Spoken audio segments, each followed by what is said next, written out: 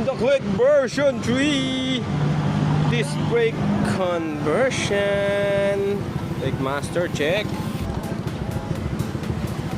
All goods. Ilaw lagi. Papindot ng ilaw. Light. Yan, kung nagtatanong kung gumagana ba yung ilaw, yan, syempre gumagana mga sir. Ay, pag ganyan, ang linis. Ang kapal ng kain.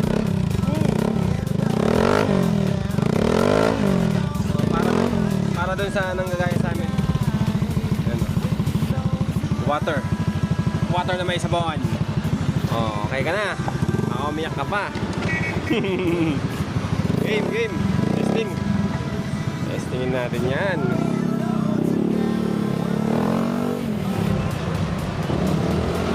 Maskas na mga sir. Pag gusto nyo magpa-disc brake sa amin mga lodi, located kami dito sa may barangay Malaria mga sir. Pwede nyo Waste Brake Moto Shop mga boss.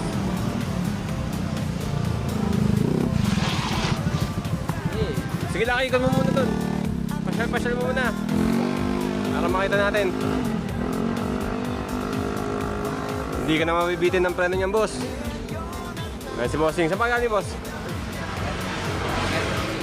Ayan guys, yung city si Bossing. Kapon pa si Sir dito, pumunta ka sa sarado kami. So, wait si Sir ngayon. Yun na, nagawa na rin yung motor niya mga sir. Yun na natin mga lodi. Yun na. Brake moto.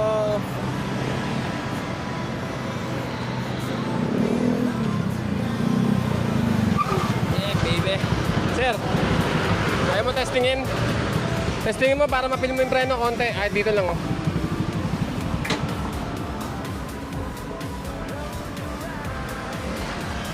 Naka-aquaphobic na peg si Bossing. Oo naman yan. Ang linis. Bossing, kaya mo natin siya mag-testing. Tabi ka dyan, te! Ay! Saan tayo, Bossing? O, doon sa sir?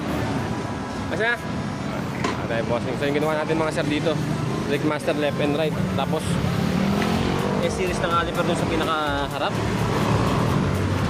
Then sa pinaka-rear natin mga sir, E3 na E2 na